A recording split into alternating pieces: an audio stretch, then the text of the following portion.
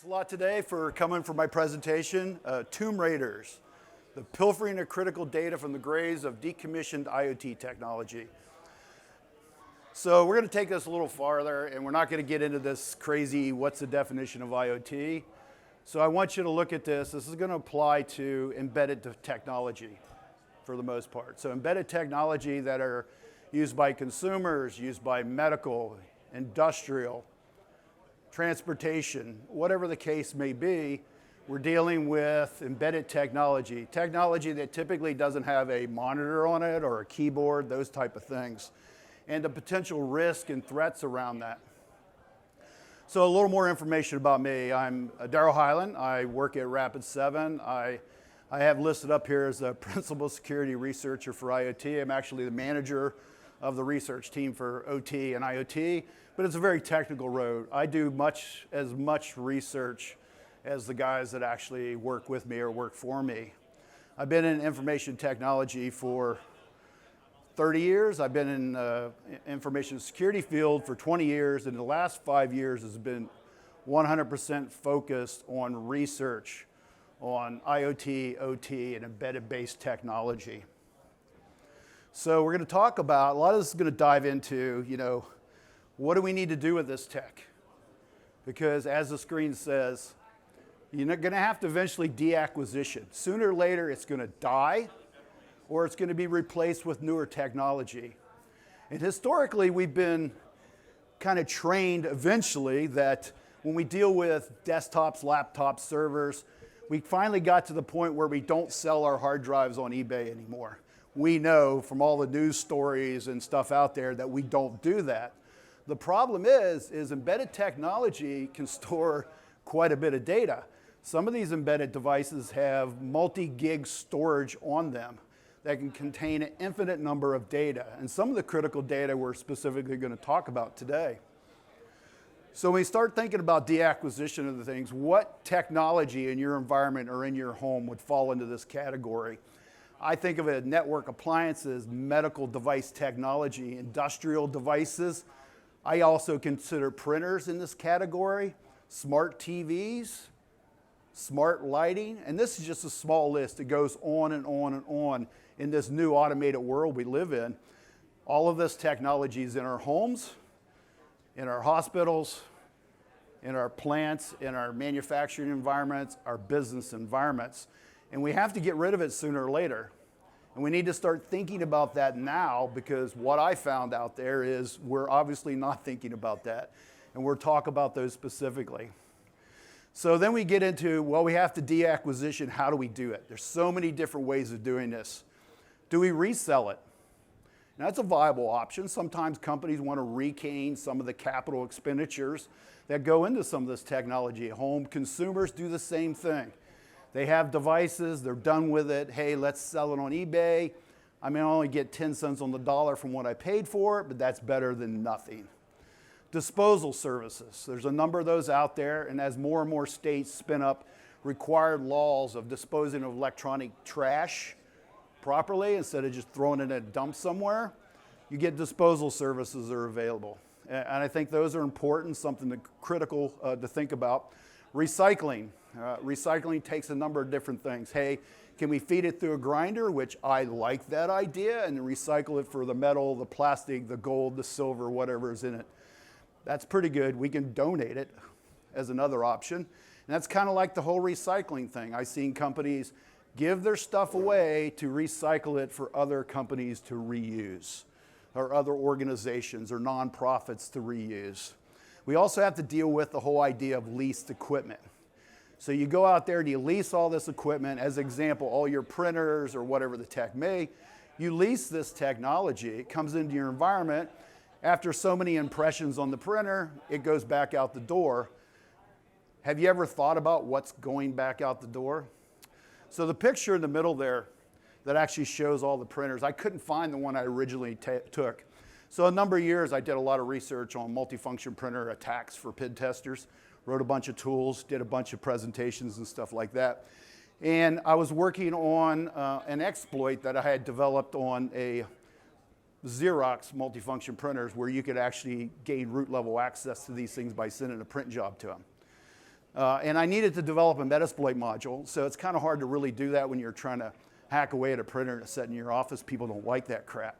So I went up to buy one, and you can go up to these places that recycle these things and resell them, and you can pick them up pretty cheap. I think I paid $500 for a printer 3 years before, sold for $12,000. The warehouse I went into, I could have swore the freaking printers went so far you could see them disappear over the horizon. This building was that big. It was in Columbus, Ohio, and I got into a conversation with them about various attacks on these devices and harvesting data off it, and the guys were kind of interested. So I was testing the devices to see if they're the right versions and vulnerable, and I showed this thing to him. He's like, wow, you just pulled data off that thing that's not supposed to be on that printer. Everything that comes back to me on contractual agreement from the resellers that are disposing of it, that those are supposed to be wiped. So we did a random check. We just picked 12 printers, went around, and I checked every one of them. Over a half of them, I was actually able to pull Active Directory creds off the device. I was able to identify where it came from and the Active Directory credentials on that particular device. So then I asked him the question, do you wipe these things? He's like, no, we pack them and we ship them. I said, where do you ship them? We ship them to Asia. So really let that sink in. So if we take this warehouse that had 10,000 printers in it, and let's say only 10% of them still had creds on it, and print jobs and data and critical information, that's 1,000 machines from who knows how many different companies of critical data that could be used to compromise those organizations being shipped to Asia. So then it makes me start wondering, why does Asia want these old printers that are basically wore out? Things have like 1 million impressions in them. Half of them don't even work right. I don't know, but it makes you think about that. So moving on, what is the risk? Well, we've talked about one, dealing with the printers, but loss of critical data. I have a couple news stories. I thought this one was, so freaking fascinating. So this was 2 years ago, I think 2 years, what was it?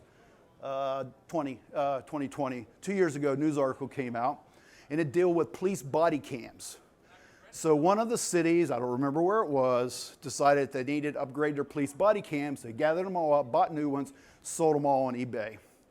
Every one of them still had police footage on it. They had never been wiped. This is data of police, everything from arresting people to showing up to homes where people were fighting and trying to solve that, but it was probably thousands of hours of footage, private footage in my opinion, that probably shouldn't be out there, being sold on eBay for the highest bidder, and it was pretty cheap. It was a good example. Another one, this was a great article. Think about selling an Echo Dot, and this goes home to the individual consumers. And this was done by one of the universities on PhD team. I think it was Western. I don't have that information in my head right now. I apologize. But they did a bunch of tests, and they did this on Echo 1s, Echo 2s, the various versions of those. The interesting thing, I had done this exact same test, but I'd only done it on version 2 of the Echo, I think it was. So they did it on all 3 of them. It was, is data still on these devices? And it was a large percentage of these devices that they got still had consumer data on it, which is basically your Amazon passwords. So you buy these and you can actually pull people's Amazon passwords off. And if you know anything about that, you can often make purchases on that data, which is pretty critical. The cool thing about this, when you start dealing with the embedded multimedia controllers that exist on these devices, they have a thing called level wearing. Level wearing is every time something is changed or altered on that device, it doesn't overwrite the same location with the same data or modified data. It writes it to another location on the chip's silicon, another place, and then wipes that out. And that is to maintain the chip to last for a long period of time. Keep writing in the same place, you start having failures in the device. And level wearing solves that problem. So one of the tests they ran, and I think it was only on device level 3, like when you flush one of these devices, you do a factory reset, which you should do. That means you keep it online, you go on to Amazon, and you decommission the device. It will wipe the device. So when it wipes the device, it's not immediately. It basically tags it and then waits for a watchdog process to kick in to wipe that data. Version 1 and 2 of the device, and I even tested this prior to this paper coming out, successfully wiped that. That means if you do a factory reset through the Amazon application, it removes the data. But apparently device number 3, the latency between you overriding it and the watchdog kicking off to actually carry this out was long enough that if you do the clear on the Amazon and walk over and unplug it, it will not wipe your data. So, and the reason why I tell you that is you have these devices and you do a factory reset, leave it online for a little time. I don't know what that time is, but leave it online for 30 more minutes before you unplug it, and then the data will probably be cleaned up by the watchdog process when it does its level wearing on the device. So it's something to think about as consumers when you get ready to get rid of any device. Kind of think about that. You do a factory reset, give it a little bit of time. Let things process. Don't go factory reset and then pull the plug immediately. Give a chance for the internal operating systems to hopefully clear off the data. And I've tested a lot of devices as IoT research for factory resets to see does that work. And most of them do. It's a rare occasion you'll have one that will not delete the data. It just tells you it's deleted. But for the most part, it's always deleted. This here, another example. I do a lot of work with the IoT Village at DEF CON. I run hands-on exercises out there, which we're going to be doing again this year, where you get to actually hack on a piece of hardware and pull critical data out or interact with the operating system to modify things and get root level access on it. So these were devices I bought, these Luma, which are mesh Wi-Fi devices. I think I bought like 20 of these. They come in kits of 3. eBay, I'm just buying them left and right because I needed all these for the lab. So when I got them home, I started looking at them. I found out over half of them had never been factory reset. So for a consumer, the threat is fairly minimal. It's there, but it's minimal. But it turned out that a number of these were not used by consumers. They were used by small businesses. So I was able to get the business names, the accounts, the Wi-Fi pre-shared keys, all that critical information. And if you know anything about anyone who decides they're going to change a Wi-Fi access point out in your organization, you don't always change the passwords, pre-shared keys, and all that stuff. You usually use the same SSIDs, the same pre-shared keys. That way, you know, if you have 100 users on your network, you don't have to screw with changing all the workstations, as a prime example. So again, another example of data just being out there. And it kind of goes on and on. So when you think about pulling the data off, there's a number of ways to get data off these devices. If I'm just after the data on the devices, I'm not going to worry about things like JTAG and all this fancy stuff. I'm going to throw the damn thing in a reflow oven and just rip the chip off and drop it into a reader, pull all the information. I could do that in a fraction of the time of getting that stuff off. And here's some example of devices pulling chips. It's easy, it's simple, this is not complex. You can buy that reader on the right there for $130. You can buy a hot air or a reflow system for another $130. So for basically $270, you can buy stuff off eBay and strip critical data out of it for less than $300. Very low entry point to compromising critical data. So this one was interesting. So I did some stuff with light bulbs. I bought crap load of light bulbs and said, hey, you know, what kind of data's on it? Can I get pre-shared keys off of it? Is it easy? I only focus on the ones that were easy. I mean, the data's there, period. Simple as that. But how complex? Did they obfuscate it in some way? Did they encrypt it in some way? Obviously, they encrypted. The freaking keys are there, too. So just a matter of hunt, pecking to find that type of stuff. So I focused on the ones that were easily compromised. We built these into exercises where we demoed this at RSA. We were talking about from trash to treasure, things you throw in the trash. Well, last year at DEF CON, doing the IoT thing, I get a lot of people come up to me afterwards, start talking about IoT stuff. So I had a gentleman come up to me and he's like, you know, he goes, I have these smart bulbs. And I'm like, well, what kind of smart bulbs? Are they enterprise or are they these type of bulbs? He's like, these. We have a lot of small offices where there's like 3 or 4 people in an office and we don't have, you know, we just have regular incandescent style light bulbs or smart bulbs, simple ones you screw in. He goes, man, I struggle with the problem with these things failing on me all the time and trying to manage that. So we kind of addressed the whole management thing of it. You know, how do you manage those and tell when they're out and when they're on and all that type of stuff. The LEDs on these burn out. The power supplies on these things blow out. When these things die and no longer produce light, if you plug them into a network, 9 times out of 10, they're still on the network. That means they're still fully functional. They're just the LED functioning's failed. And even if everything fails on this thing, I assure you the data stored on the flash memory is not going to fail. And most of these are fairly easy. Most of them just have the white block there happens to just be a Wi-Fi chip like an ExpressF or something like that. There's dozens of different manufacturers out there. So in this particular case, we just pull that chip off. We mount it on a test board over there. We hook 4 wires to it, put the thing into debug mode, and use a simple application to pull all the firmware off of it. Search through the firmware there, and we're quickly able to find the SSID. And if I know what the SSID is on the bulb, or what it's broadcasting for or attempting to connect to, it's easy to search with it because 99 out of 100 times, it's usually within about 5 lines of that, it's going to be the pre-shared key in some form. And they're obvious to find, and this was the case.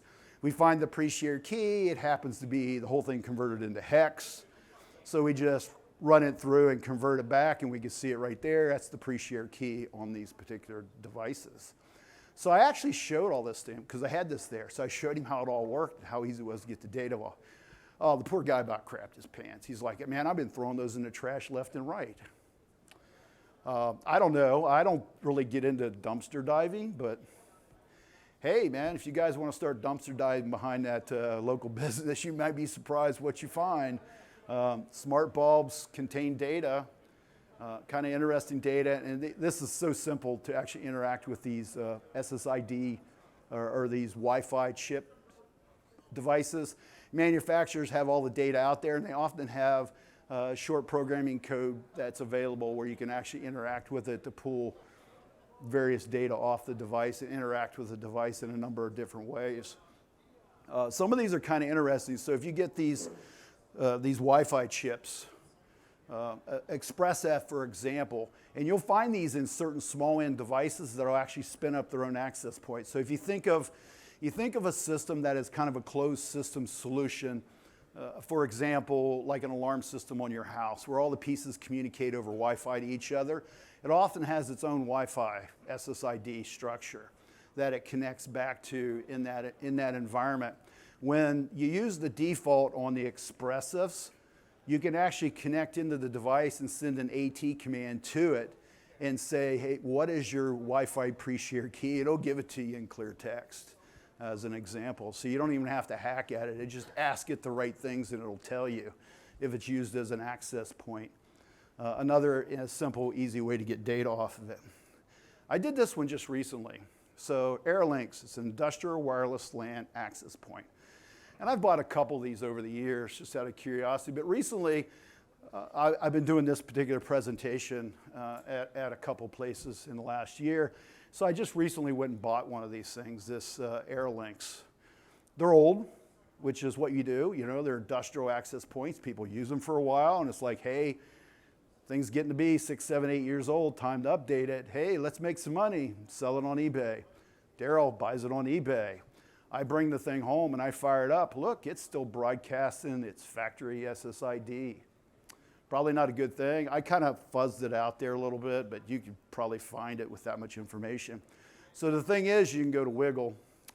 You go, okay, let's see if that SSID is out there, which I've done this. So every time I get a device and I steal the SSID and pre-shared keys, out of curiosity, I look it up on Wiggle and go, hey, can I identify where this is located at?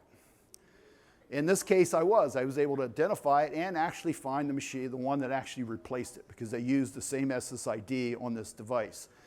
So how many paychecks you want to bet me that it's the same password? Now, obviously, I can't check that. That is a crime. But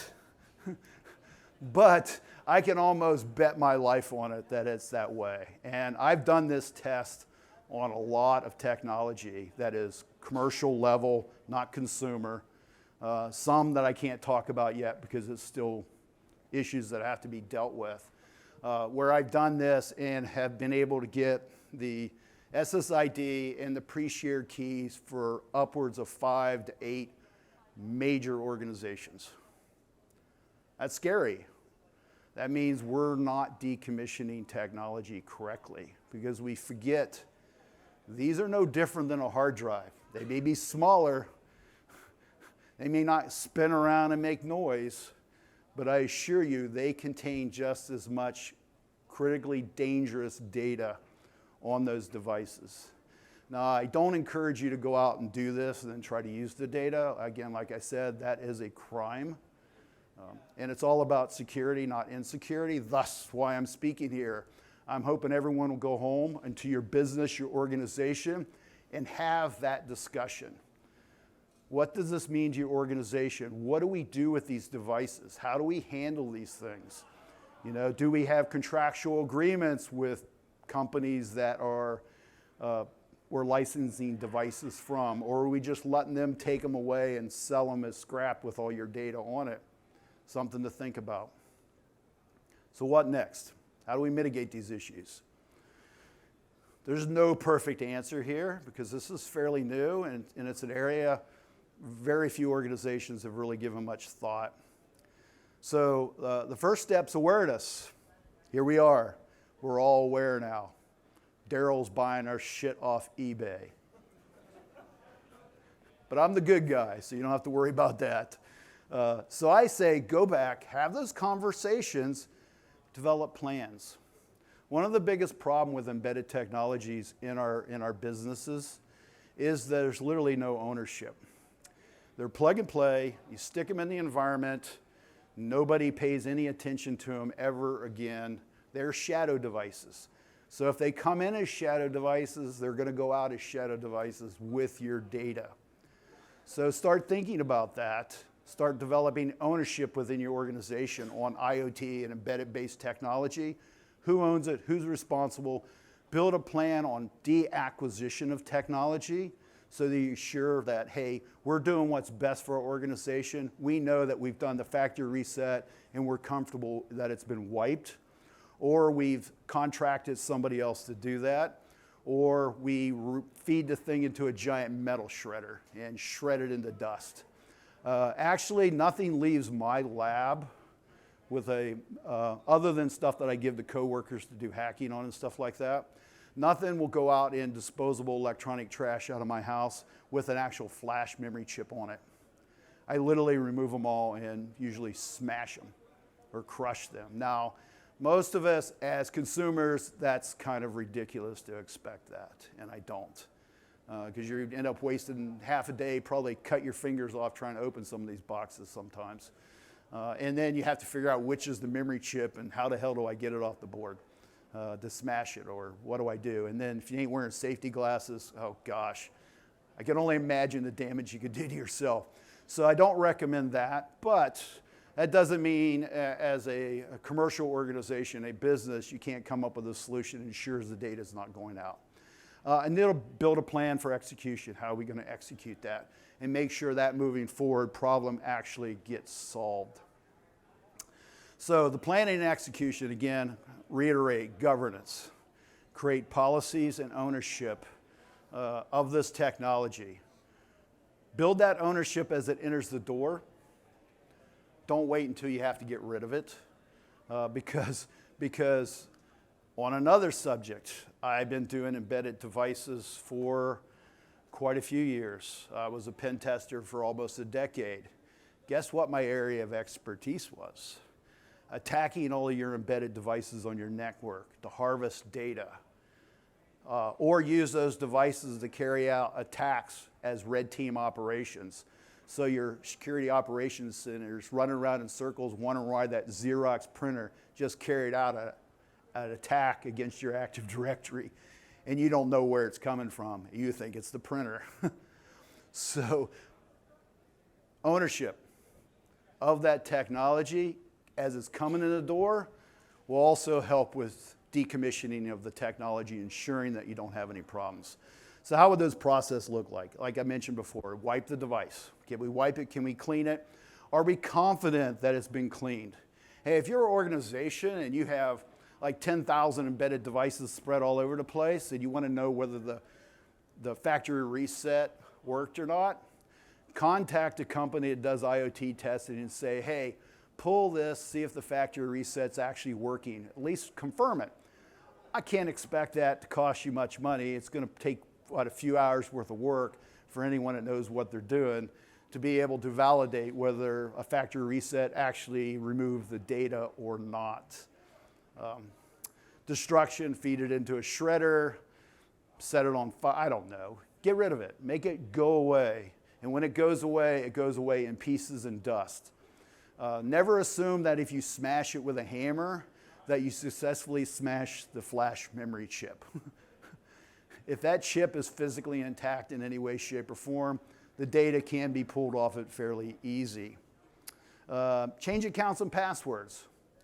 So I worked at a Fortune 500 company in security for a number of years for threat and vulnerability. So I was kind of like giving them this awareness over a decade, 15 years ago. And we often would change out our Wi-Fi access. A lot of times when we did that, we were also upgrading the overall security model that we're using. Whether it was WPA, WPA Enterprise, whatever the case was, we were always up in that. And every time we did, we stood it up separately. The old system's in place, stood it up separately, sent the appropriate keys and structures to the workstations and laptops that needed to access this. Once they all switched over to the new system, which was different accounts, different passwords, different SSIDs, then we were able to tear down the old system. To me, that is the smartest way to go, less likely this, and then if you do screw it up, they get accounts that are actually worthless. And we had done that a couple times in a Fortune 500 company, but if you're not changing the security model, often it's easy to pull it out, put a new one in, same SSID, same keys. So be careful about that. So electronic waste disposal. I think this is critical. We have literally too much electronic waste going into trash cans and garbage. The sad part is there's currently no federal law guidelines that says this is how it's going to be disposed of. The EU, UK, on the other hand, have very defined regulations and laws of disposing technology. Various states have different regulations and guidelines around this. And of course, since I'm in Pittsburgh, Pennsylvania electronic waste disposal. So they do have government guidelines on how that should be done for device recycling or disposing of those. If you're a large organization and have the resources to handle some of this cleanup stuff yourself, pretty good. If you don't, then you're going to contract this out to somebody. And again, I recommend if you're contracting out disposal, don't give them the opportunity to just walk out the door with your data and sell it somewhere. Make sure it's properly disposed of and properly disposed of legally if it's going to go somewhere, so it doesn't end up in some landfill inappropriately. And of course, Pittsburgh has its electronic waste disposal. This is kind of interesting. I advise taking a look at these things. If you as an organization go, whew, I've never seen these before, more than likely you are now in violation of Pennsylvania state law. And you're doing it incorrectly. So make sure it happens. Because remember, and I worked at a Fortune 500 company, and they were paranoid like crazy that they were going to get sued. So all electronic stuff never actually went to an employee. If they were getting rid of it, it didn't go out to an employee. It actually went through a disposal service and was fed into a shredder and then was disposed of through proper means. But with that said, make sure the people you're hiring are doing it right too. Because if they take stuff, say they're going to shred it, ends up on eBay, and then that device ends up somewhere it shouldn't be, often, especially if it's a high brand name product or something, serial numbers, and it was acquired certain ways, that is traceable right back to your company. And that's why my Fortune 500 company never let anyone have anything, because they were scared that if they gave somebody some laptop after it was all done or some kind of device, that would end up in some landfill and get traced back to them. So you need to take that stuff into consideration. And I'm actually running a little fast today than I normally do on this. So I think everyone should have some questions for me. So we have any questions here? Come on, someone's got to have a question. Yes, sir.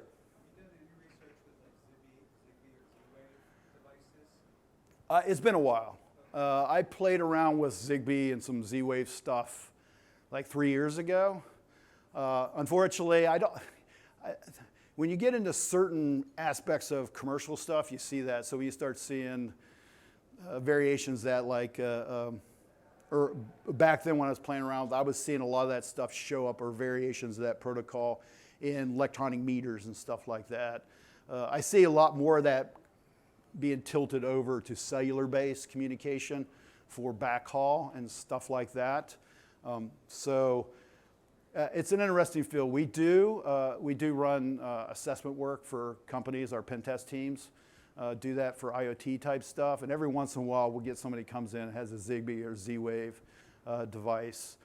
The old stuff was terrible.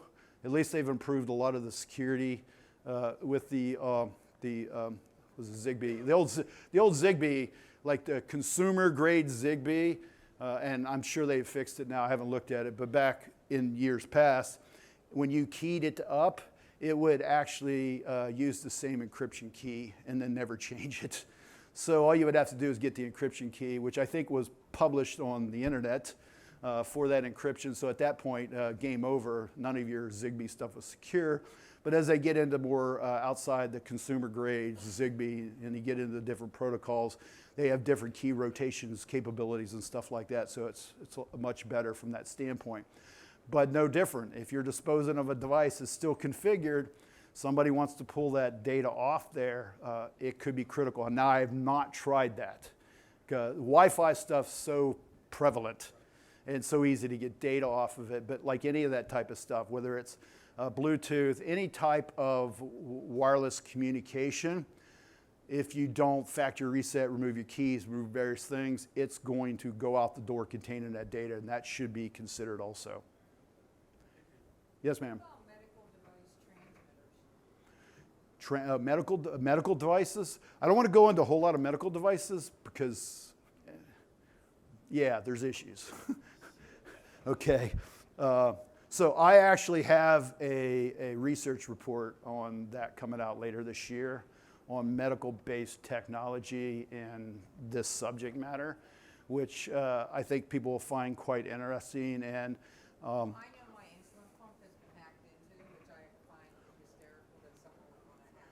well, that's dangerous. It is So. dangerous, but I find it hysterical that So. the stuff for diabetics now is all transmitter. I mean, my Dexcom, that's a transmitter. Yeah, I have a.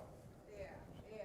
So, I mean, but I have, but this is near field, so, and you know, you get to find out what my sugar levels are at the moment. So, but yes. that's what I mean.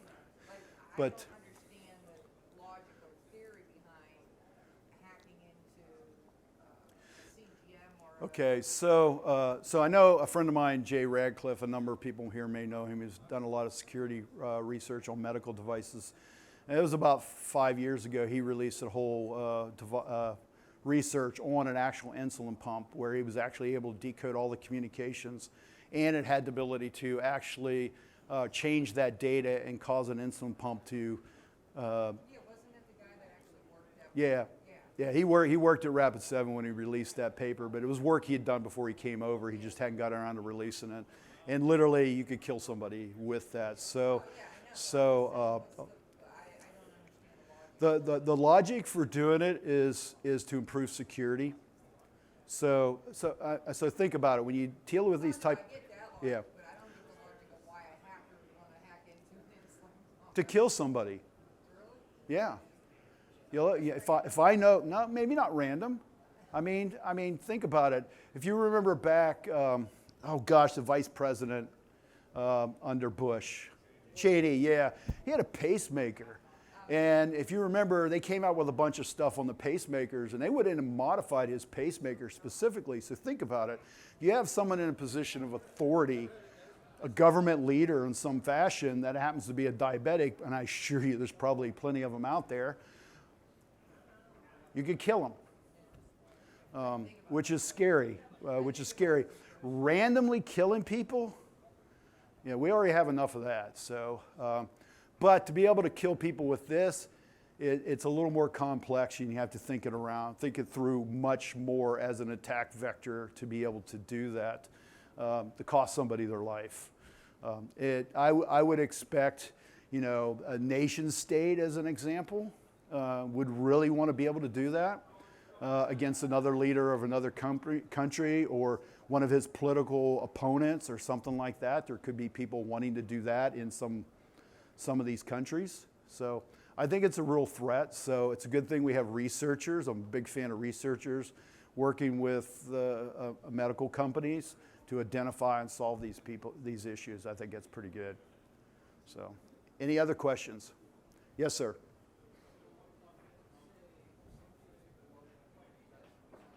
You speak up a little bit?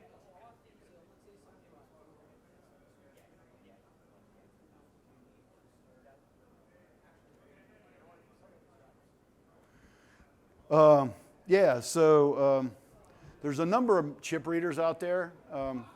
Then they're fairly cheap. They're, like I said, about $135 for a chip reader that'll cover like 8, 9,000, 10,000 different chips out there. The sockets that go in those, when you start getting into ball grid array chips, could be $40, $50 out of China, and I buy a lot of those. And the ability to heat the board up or something to desolder it. Often those boards are small enough you could throw them into a hot air reflow oven. I think the one I had, I paid $150 for it out of a Chinese product, inexpensive. Right there's all you need. Maybe some stuff to clean some of the solder off of it, some alcohol swabs, things like that. Maybe a soldering iron and some solder wick, So I say less than $300. You could go out there and do that. You could easily look at blogs that I've posted online, and you'll probably see various aspects of tools there. From an IoT research lab, I did a presentation, not last year, but the year before, an IoT presentation online, specifically on building out a lab. So I did the whole demo in my lab with cameras set up all around. So we looked at all the different hardware and stuff about what I could do with it, how it worked, what I used it for, things like that. So some good data out there for being able to get started if you're interested in doing this. If you're interested in IoT research, not if you're interested in getting other people's creds.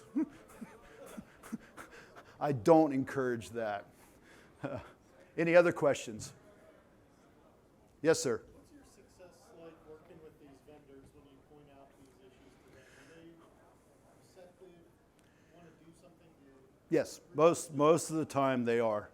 Most of the organizations, when I see a real vulnerability, that's a true vulnerability. The fact that data is stored on these devices, unencrypted, I think if you contact them, like most of the light bulbs that I see now, the data is actually encrypted or encoded or obfuscated in some fashion. It is in clear text, which is a good thing. But some of them, that's not the case. I haven't looked at the version 3 of the Amazon Echoes, but the previous versions, you pull it. It's kind of crazy. So you have chips on them called embedded multimedia controllers. They're typically, I think with those, they're called embedded multi-chip packages. So they contain RAM and flash on one chip. So you have to have an oven to remove those. Those have, on the underside of it, they have 201 quarter-millimeter pads that balls go on to put it on that. But you can buy these readers. You can get a cheap one for like 90, but another one for $135. And what you do is you clean the chip up, you drop it in, you close the lid, you plug it into USB, and it mounts up like an SD drive. So literally. So this year,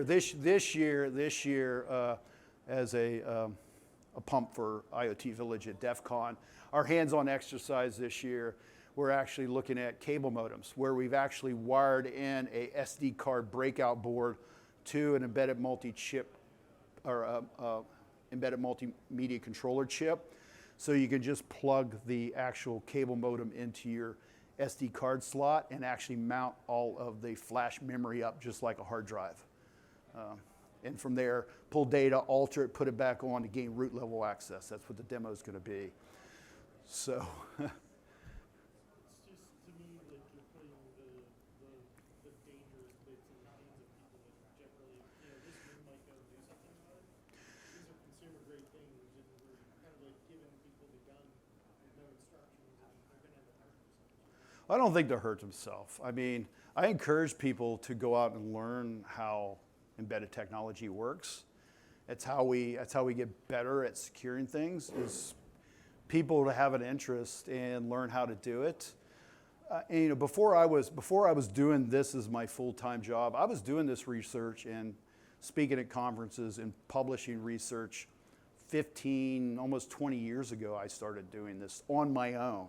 So it wasn't sanctioned by any company. And as a professional advance in my career, if you want to go out there and get this stuff and do it illegally, you're going to do it. Anything I'm saying, you could find pieces and parts of this, if not incomplete, in various fashions online. If you're going to do bad things, me teaching you technology isn't going to make you any more dangerous. You're already dangerous. You're a criminal. No, I think But it's the people that are buying these devices and continually putting more and more of their education onto them. yeah. Doing right, vendors need to I don't necessarily believe 100% that's the case. I see more and more vendors focusing on literally full disk encryption on chips. So we encounter that more and more and more. And you're seeing devices that use TPMs, so encryption models, hardware-based encryption. I mean, the cost goes up, and that's what you have to take into consideration. But if it's a high-end product, a commercial level product, and you want to be able to get it out there and claim you have some level of security, which puts you a notch above everyone else, then obviously you want to spend that little extra, and you're just going to pass it on to the consumer. So seeing full flash or full memory encryption is kind of cool. Without a TPM, though, if the device doesn't have a TPM or a SAM chip on it for handling hardware-based encryption, the keys are on there somewhere. There's ways to hide those keys pretty safe, but they're never completely safe. There's all kinds of crazy side channel attacks to get access to pieces of memory that you're not supposed to. But you raise the cost. You raise the amount of effort, you raise the amount of cost. So somebody can't just take a device, get all the data off of it. They have to go through and figure out what the encryption keys are. The encryption keys are held in a section of flash that is locked down and prevented access. The only way to do that is some kind of side channel attacks on the chips to be able to pull data off and things like that. Things are getting better. It isn't like we have this status quo of nothing getting better. I see it. And working with vendors on stuff like this and vulnerabilities and issues, 10 years, 15, 20 years ago, I dealt with vendors that didn't want to talk to me. And were always kind of problematic in nature and would take forever to fix things. I would never just up and publish the data, saying screw you and publish the data, because I was running security for a large organization. Why would I want to make my life harder? So I would just be patient and set on that. Unfortunately, a lot of people just publish that data back in when a vendor go, screw you, and they would just publish it. That's not the case. It's pretty rare. The only time I've ran into that issue is when I'm dealing with products that are like white labeled, coming out of other countries, where once they produce 1 million of these things, they disappear or they don't care because they're producing something else. Those are the only organizations I've ever contacted, and they're like, we don't care. Most US companies, branded devices, care about their security because failure within security is a black mark on them. And they want to make sure that they're doing everything. And they'll work with researchers that actually care to do it properly to get their problems fixed, which is nice. I think I'm probably out of time. Okay. Any more questions? These questions are good. I like this. No more questions? Okay, well, I hope you enjoyed this. I hope you enjoyed the question section with some good stuff. Thank you for coming. I appreciate it.